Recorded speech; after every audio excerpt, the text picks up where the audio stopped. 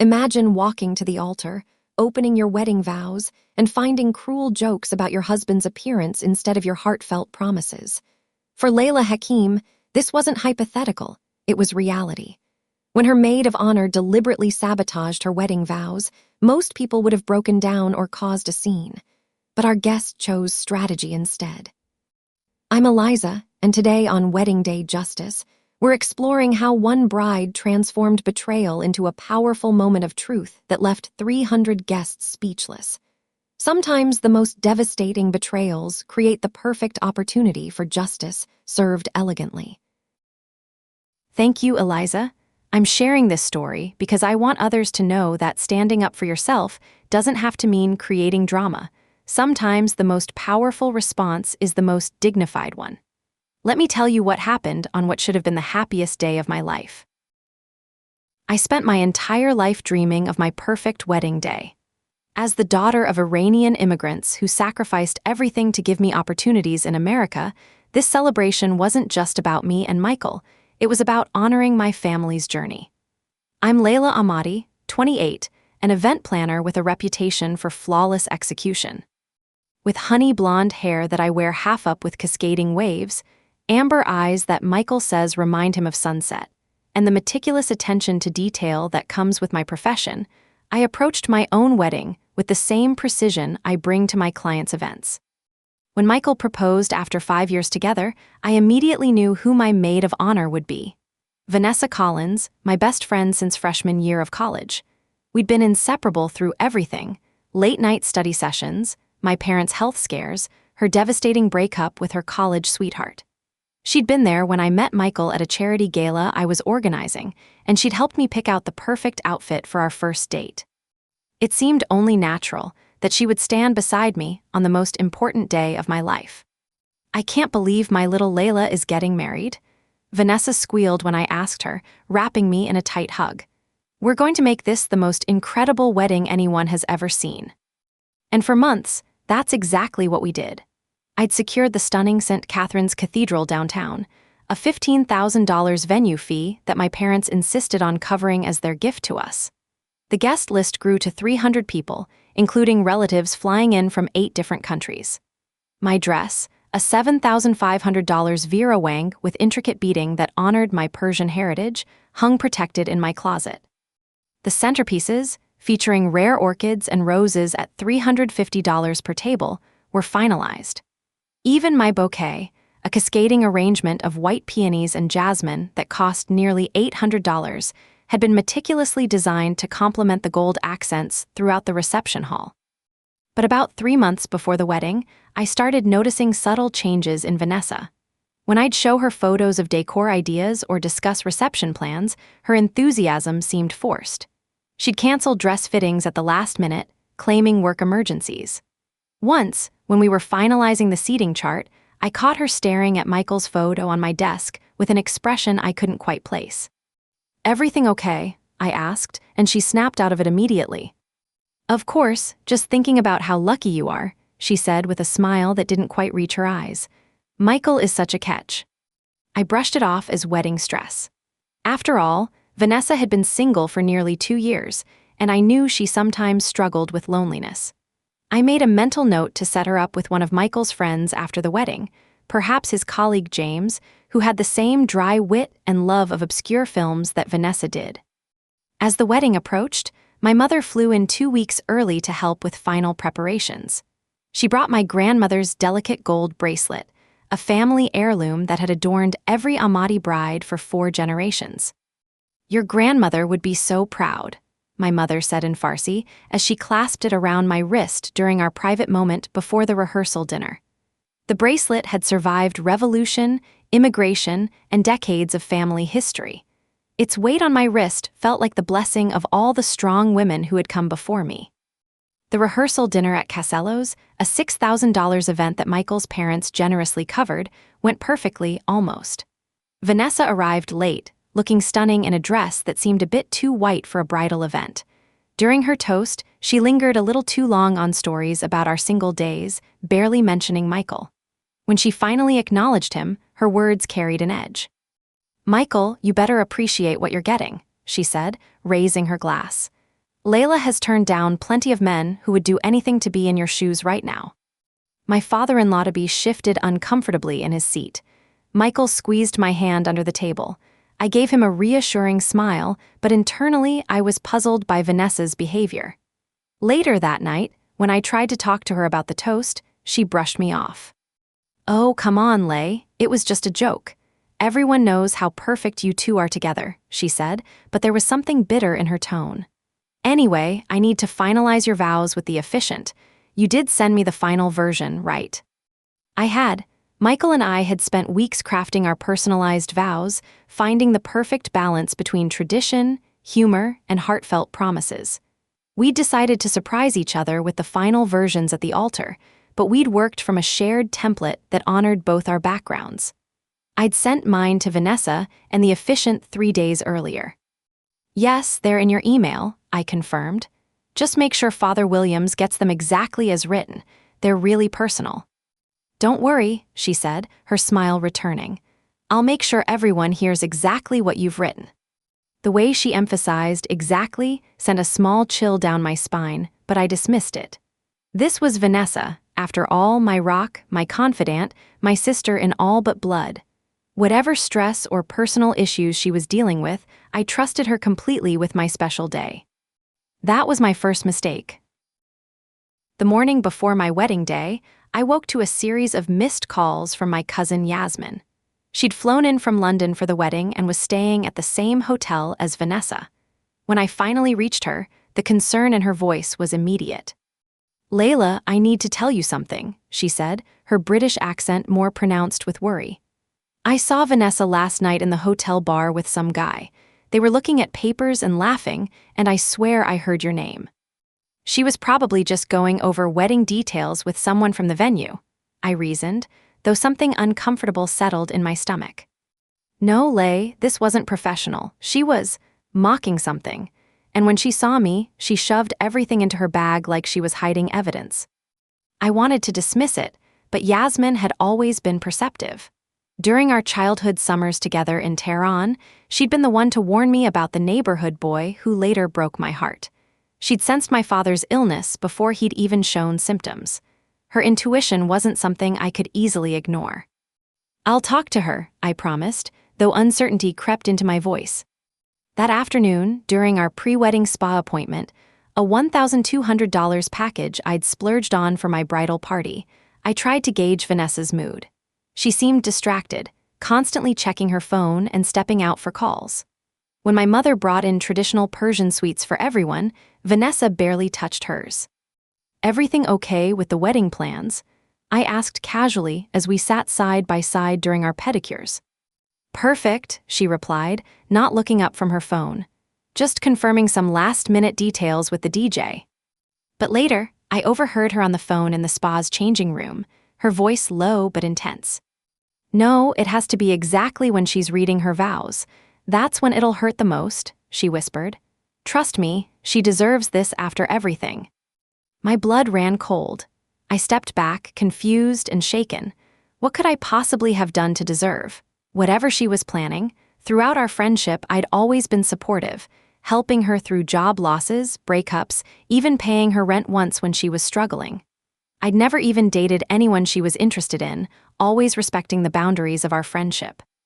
That evening, during the bridesmaids' dinner at La Maison, a $2,800 meal I'd arranged as a thank you to my closest friends, Vanessa seemed to revert to her old self.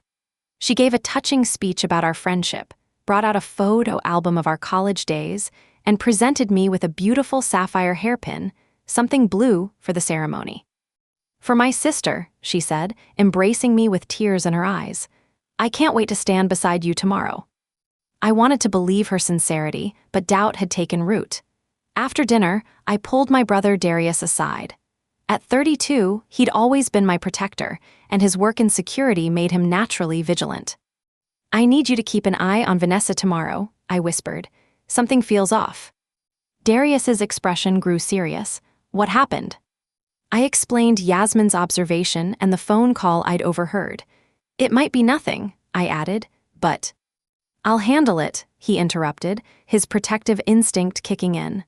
"Ahmed and I will both be watching. If she tries anything, we'll stop it. Ahmed, my cousin from my father's side, had served in the military before becoming a software engineer. Between him and Darius, I felt somewhat reassured, but sleep still eluded me that night. At 3 a.m., unable to rest, I called Michael. We had agreed to follow the tradition of not seeing each other before the ceremony, but I needed to hear his voice. "Can't sleep either?" he asked, sounding as awake as I was. "Just pre-wedding jitters," I lied, not wanting to worry him with suspicions I couldn't confirm. "Tell me again about our honeymoon plans." As he described the private villa in Santorini that awaited us, a $12,000 splurge we'd both saved for, I tried to push away my concerns. This was Vanessa, I reminded myself. We'd been through everything together. Surely I was overreacting. But as dawn broke on my wedding day, I couldn't shake the feeling that something was terribly wrong. I texted Darius, "Whatever happens, make sure we have a backup plan for everything, especially the vows." His response was immediate, "Already on it, trust your brother." Little did I know that Darius had spent the night setting up a trap of his own. One that would save me from public humiliation and expose the betrayal I still couldn't bring myself to fully believe was coming. My wedding day dawned with the soft pink light of early September filtering through the hotel suite curtains. The $1,800 per night bridal suite at the Grand Meridian was everything I'd dreamed of. Spacious enough for my bridesmaids to get ready, with perfect lighting for photos and a panoramic view of the city where Michael and I had built our life together. My mother arrived first, bringing with her the scent of rose water and the calm, steady presence that had guided me through every important moment of my life. As she helped me into my silk robe, embroidered with my new initials-to-be, she noticed my distraction. "Dr. M, what troubles you on your day of joy?" she asked in Farsi, using the endearment she'd called me since childhood. I couldn't burden her with my suspicions, not without proof. "Just nervous, Mammon," I replied, kissing her cheek. The suite soon filled with activity as my bridesmaids arrived. My cousins Yasmin and Noor, my college roommate Priya, Michael's sister Emma, and finally, Vanessa. She breezed in carrying a garment bag with my dress and a large tote that presumably held her emergency kit, the collection of fashion tape, safety pins, and makeup touch-up supplies that every good maid of honor brings. "The woman of the hour," she announced, hugging me with what seemed like genuine affection. "Let's make you even more beautiful than you already are." As the makeup artist worked on me, a $600 service that included airbrushing and false lashes, I watched Vanessa in the mirror. She moved through the suite with purpose, checking her phone frequently and stepping out twice for what she called venue confirmations. Each time she returned, her smile seemed a little tighter, her eyes a little more calculating. Yasmin caught my eye in the mirror and raised an eyebrow. I gave an almost imperceptible nod. Yes, I was watching too. While the hairstylist was creating my half-up style with cascading waves, another $450 investment, Darius texted. "USB drive secured. Plan B in place." I deleted the message immediately, not wanting anyone to see it over my shoulder. Whatever Vanessa was planning, my brother had apparently found a countermeasure. As we prepared to leave for the church, my father arrived, handsome in his tailored suit, his eyes misting at the sight of me in my gown. "Baba," I whispered as he embraced me carefully, mindful of my makeup and hair. "My Leila," he said, his voice thick with emotion, "you honor our family today." It was at that moment that Vanessa excused herself to check on the bouquets. My bouquet, the $800 arrangement of peonies and jasmine, had been delivered an hour earlier and sat in water on the suite's dining table. There was nothing to check. I caught Yasmin's eye again, and she nodded, silently slipping out after Vanessa. 5 minutes later, my phone buzzed with a text from Yasmin. "She's doing something to your bouquet, took something out of her bag and hid it inside. Coming back now." My heart pounded. The bouquet, what could she possibly hide there? A listening device? Something to embarrass me during the ceremony? Before I could process this, Vanessa returned, all smiles. "The flowers are perfect," she announced. "Just added a little something special, a sixpence for luck, tucked into the ribbon, old English tradition." The lie came so smoothly that if I hadn't received Yasmin's text, I might have believed her. I forced a smile. How thoughtful. As we prepared to leave for the church, I pulled Darius aside one last time. "The bouquet," I whispered. "She put something in it." His expression hardened. "I'll have Ahmed check it before the ceremony. Don't worry, little sister." The bridal party departed in a convoy of luxury cars, the $3,000 transportation package I'd arranged months ago. As my father and I settled into the vintage Rolls-Royce that would take us to the church, I tried to center myself. Whatever Vanessa was planning, I wouldn't let it ruin this day. "You seem troubled," my father observed, always perceptive. "Baba, if someone betrays you, what is the right response?" He considered this, stroking his silver beard. "In our culture, we believe that justice should be proportional to the offense. Not less, not more.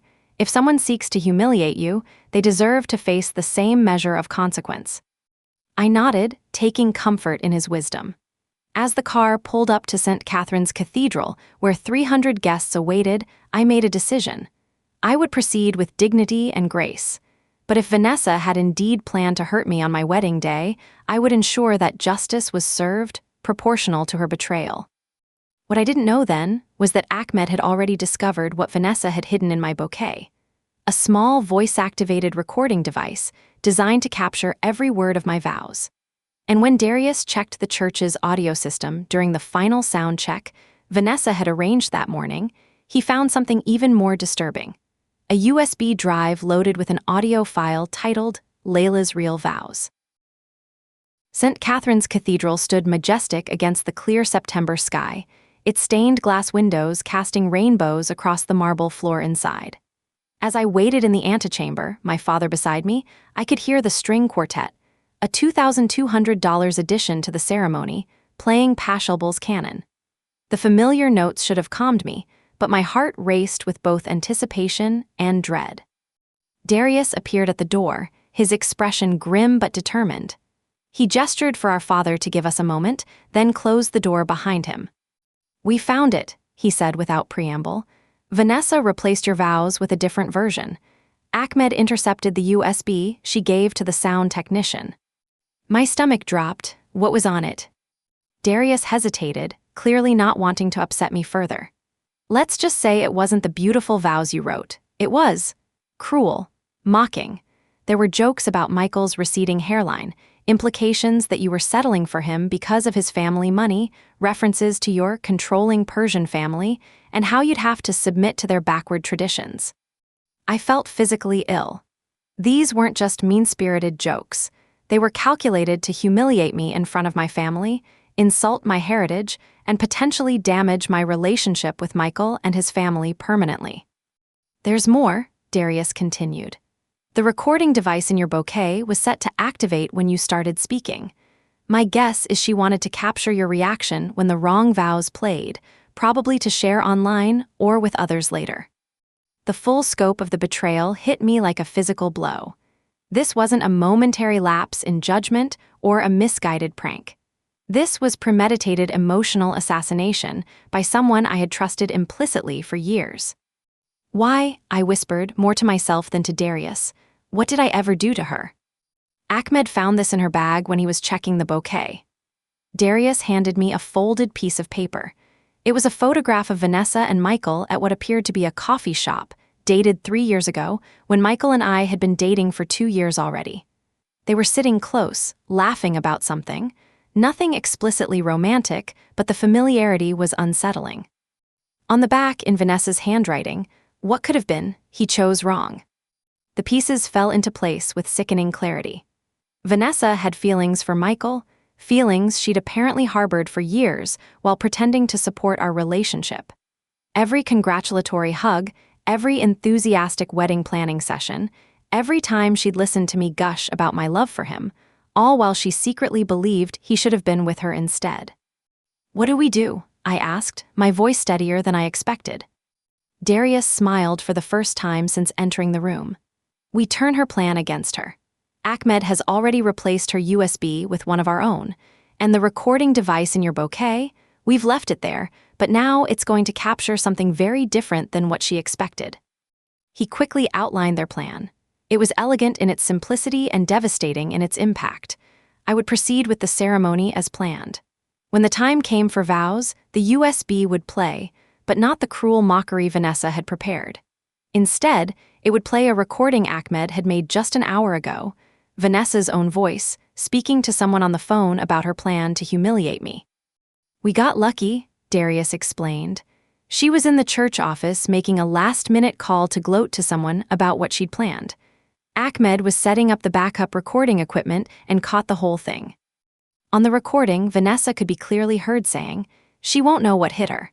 I've rewritten her vows completely, she'll be a laughingstock. Michael will finally see what a mistake he made choosing her over me.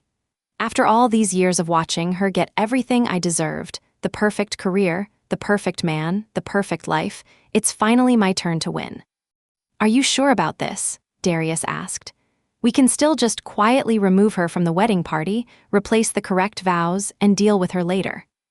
I thought of my father's words about proportional justice. I thought of the years of friendship that had apparently been built on resentment and jealousy. I thought of the 300 guests waiting in the cathedral, many of whom had flown thousands of miles to share in my happiness, who would have witnessed my humiliation if not for Yasmin's warning and my brother's intervention. "Do it," I said firmly. "She came to my wedding planning to destroy me in front of everyone I love. She should face the consequences in the same setting." Darius nodded, pride evident in his eyes. He opened the door to let our father back in, giving him a reassuring nod that all was well.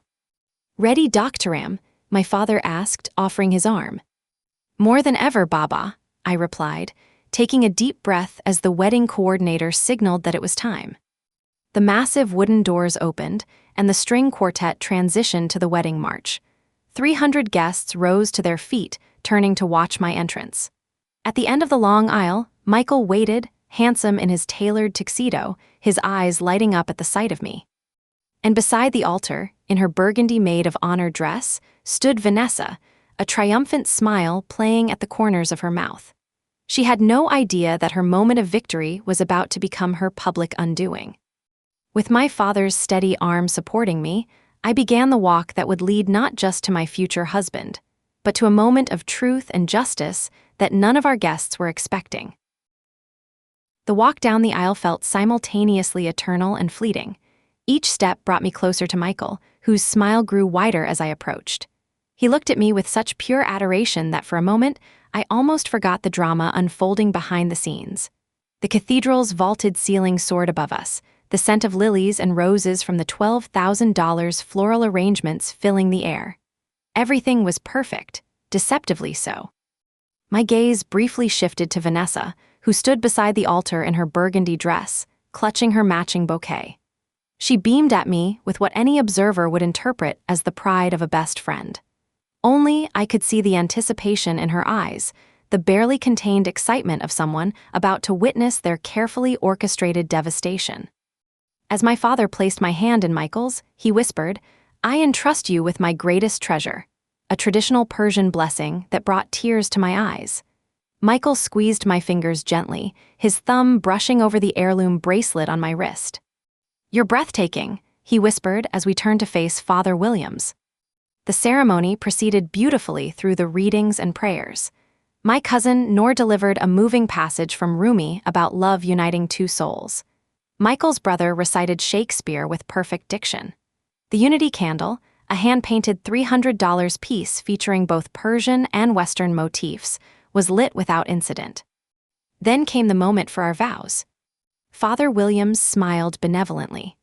"Michael and Leila have written their own vows, which they will now share with each other and with all of you who have come to witness their commitment."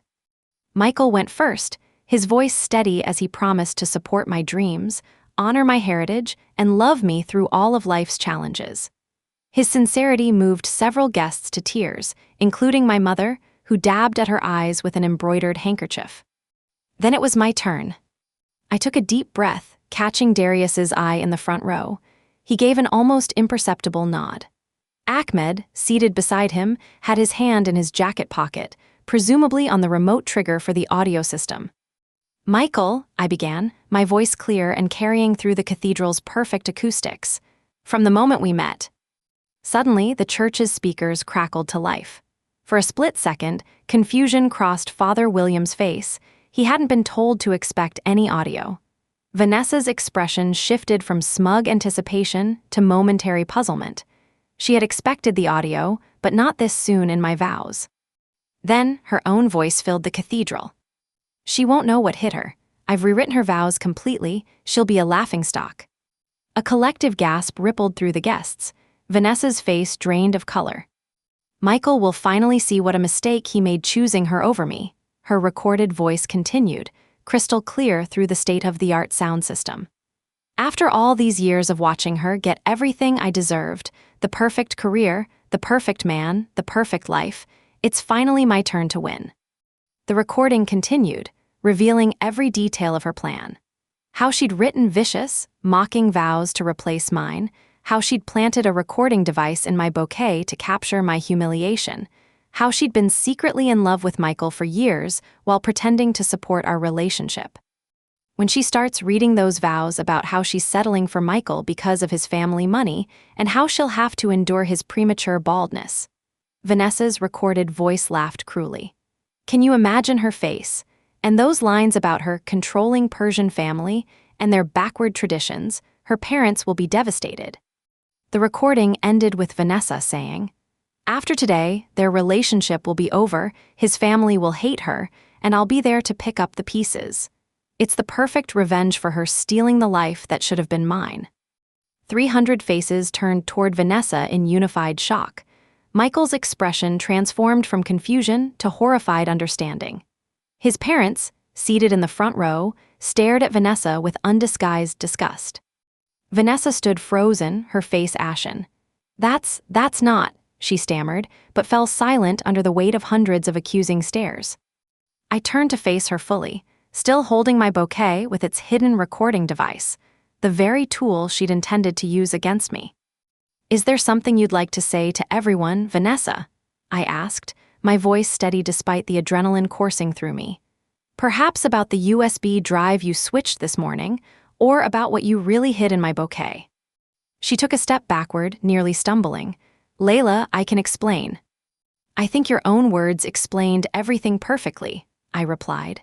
Then, turning to our guests, "I apologize for this unexpected drama. It seems my maid of honor planned to humiliate me at my own wedding by replacing my vows with cruel mockeries." Murmurs of outrage rippled through the cathedral. My mother's expression was thunderous. Michael's father had already stood up, as if preparing to personally escort Vanessa out. Michael stepped forward, his arm encircling my waist supportively. "I think it would be best if you left, Vanessa," he said, his voice tight with controlled anger. On cue, Darius and Ahmed approached from either side of the altar. They didn't touch Vanessa, but their presence made it clear. She would be leaving, one way or another. "You can't do this to me," she hissed, her composure cracking completely. "I've been by your side for years while you lived the life I deserved." "The life you deserved?" I repeated incredulously.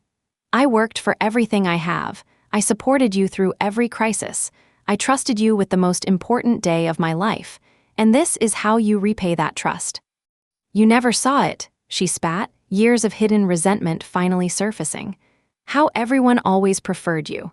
How Michael looked at you that first night when he should have noticed me. I was always second best, always the sidekick to perfect Leila." The raw jealousy in her voice silenced the cathedral. This wasn't just wedding sabotage. This was years of festering envy finally erupting. "Vanessa," I said quietly, "I never saw you as second best. I saw you as my sister. But sisters don't try to destroy each other on their wedding day." She had no response to that. As Darius and Ahmed flanked her, she finally seemed to register the uniformly hostile stares from every direction. Whatever sympathy she might have hoped for was non-existent. "Fine," she said, attempting to salvage some dignity by walking out voluntarily. "Enjoy your perfect wedding. Enjoy your perfect life." As she stormed down the aisle, several guests deliberately turned their backs to her, a spontaneous gesture of solidarity with me that brought tears to my eyes. When the heavy cathedral doors closed behind her, an almost physical weight seemed to lift from the room. I turned back to Michael, who was looking at me with a mixture of awe and concern. "Are you okay?" he whispered, taking both my hands in his. "I am now," I replied, loud enough for the front rows to hear. Now let's get married." A cheer erupted from the guests, followed by applause that echoed throughout the cathedral. Father Williams, recovering admirably from the unexpected drama, cleared his throat. "Well," he said with remarkable composure, "shall we proceed with the actual vows?" Michael and I both nodded, and I began again, this time speaking the true words I had written, the promises I had crafted to honor our love and our shared future. As I spoke, I felt lighter than I had in weeks, unburdened by suspicion and betrayal. The truth had been revealed, justice had been served, and now nothing stood between us and our happiness. Later, guests would tell me it was the most memorable wedding they'd ever attended. Not because of the scandal, though that certainly added an unexpected element, but because of what came after. The palpable love that filled the cathedral as Michael and I completed our vows, the thunderous applause when we were pronounced husband and wife, and the joyous celebration that continued well into the night. Vanessa had tried to turn my wedding into a scene of humiliation. Instead, it became a powerful testament to truth, justice, and the unbreakable bonds of real love and loyalty. The rest of the ceremony passed in a blur of joy and relief. When Father Williams pronounced us husband and wife, the cathedral erupted in applause that seemed to carry extra significance after what everyone had witnessed. Michael's kiss was tender and reassuring, a promise that whatever challenges life threw at us, we would face them together, starting with the dramatic confrontation that had just unfolded at our altar. As we recessed down the aisle to Mendelssohn's Wedding March, guests reached out to touch my arm or shoulder in gestures of support. Michael's mother, a woman of few words who I'd always worried didn't fully approve of me, caught my hand as we passed. "You handled that with extraordinary grace," she said firmly. "Welcome to our family, Leila."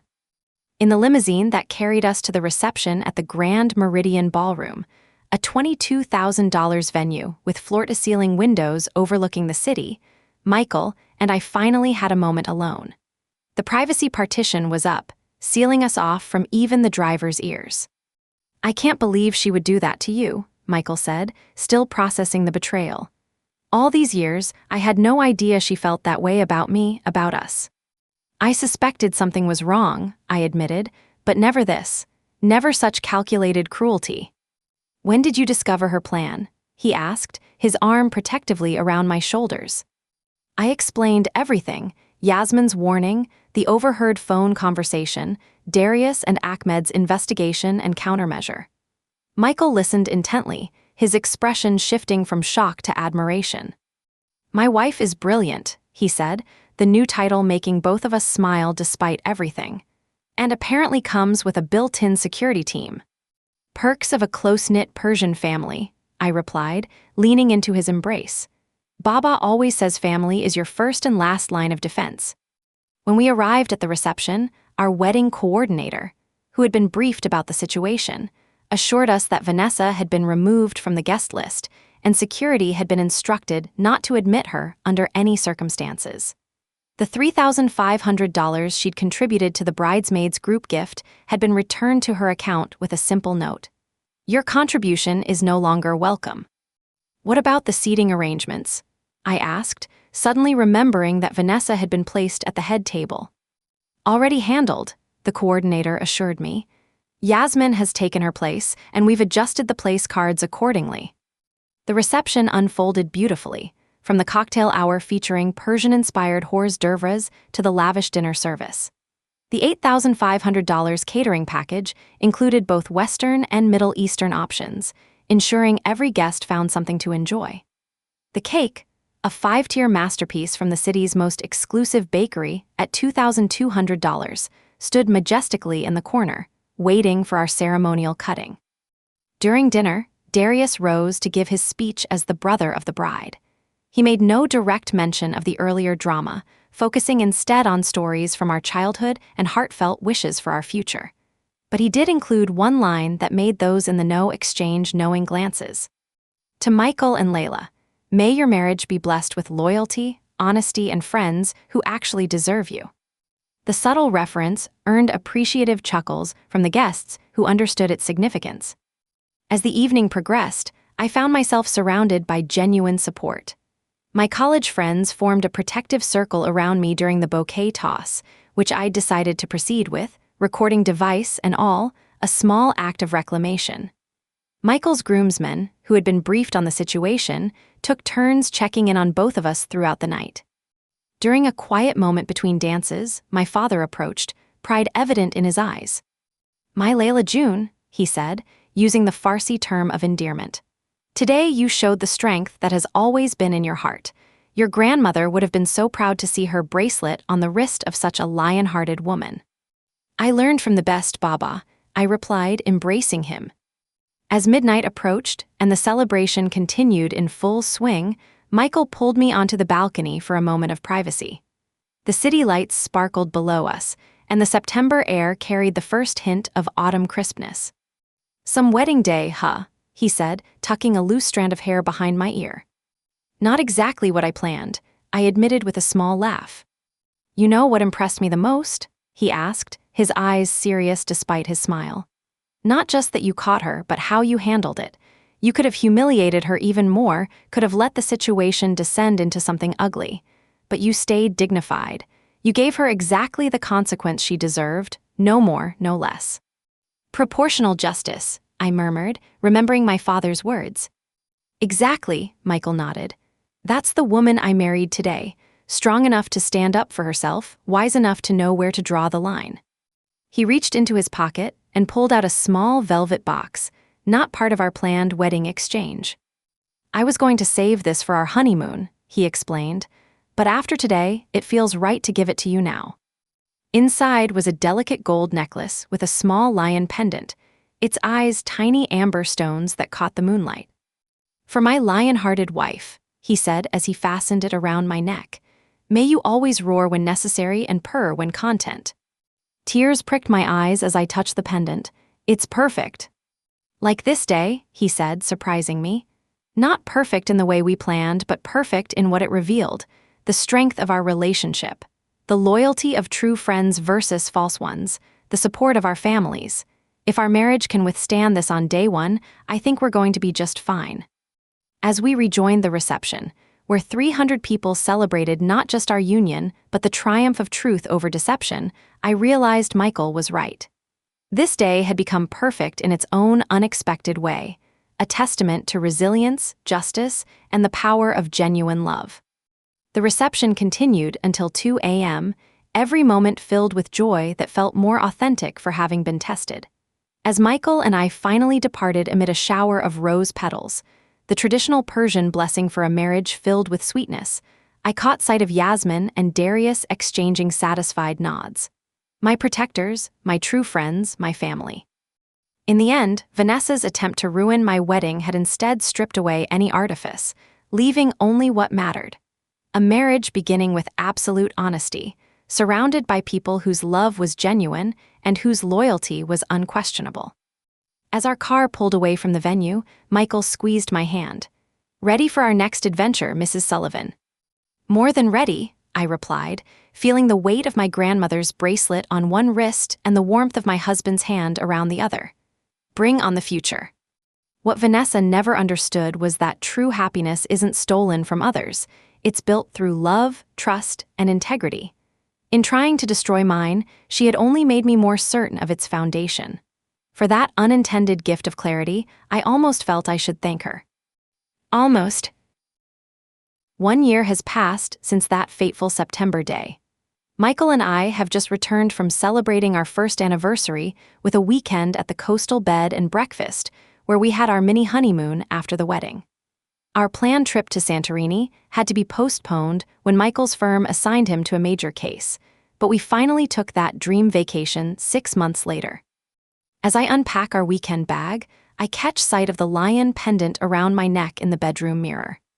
I've worn it every day since our wedding, a reminder of the strength I found when I needed it most. Beside it now hangs a new addition, a small gold heart Michael gave me yesterday, engraved with the date of our anniversary and the words, "Stronger Together." The past year has brought many changes. My event planning business has flourished, partly due to the unexpected publicity from our wedding. It turns out that several guests were so impressed by how we handled the incident, as we've come to call it, that they hired me to plan their own events. One client specifically mentioned wanting someone who can handle any crisis with that kind of poise.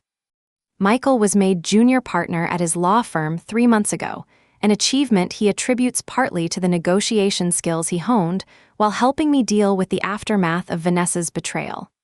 "If I can help navigate that diplomatic minefield," he joked during his promotion celebration, "corporate mergers are a piece of cake."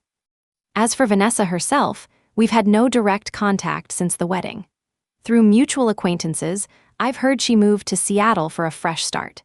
She apparently told people there a very different version of events, that she heroically exposed my true nature at the wedding and was ostracized for being a truth-teller. Few believed her, especially after video clips from our ceremony, recorded by the $4,500 videography team we'd hired, began circulating among friends who'd witnessed the real story. Some suggested I should sue her for defamation or emotional distress, but I declined. The public exposure of her true character was consequence enough. As Baba said, proportional justice had already been served. The most unexpected outcome of that day wasn't the end of a toxic friendship, but the strengthening of so many others. Yasmin, who had always lived abroad, decided to relocate to our city and now lives just 20 minutes away. My brother Darius and his wife have dinner with us weekly. Even Michael's mother, who had always been somewhat reserved with me, has become a warm and supportive presence in our lives. "Adversity reveals true character," my grandmother used to say. The crucible of Vanessa's betrayal burned away any pretense in our relationships, leaving only genuine connections behind. Last month, I was asked to speak at a women's leadership conference about crisis management. I shared our wedding story as an example of how to respond to betrayal with dignity rather than escalation. Afterward, a young woman approached me in tears. "My maid of honor did something similar at my wedding 3 years ago," she confessed, "but I didn't handle it like you did. I let it destroy not just that day, but my trust in everyone for years afterward. Hearing your story makes me think maybe I can finally let it go."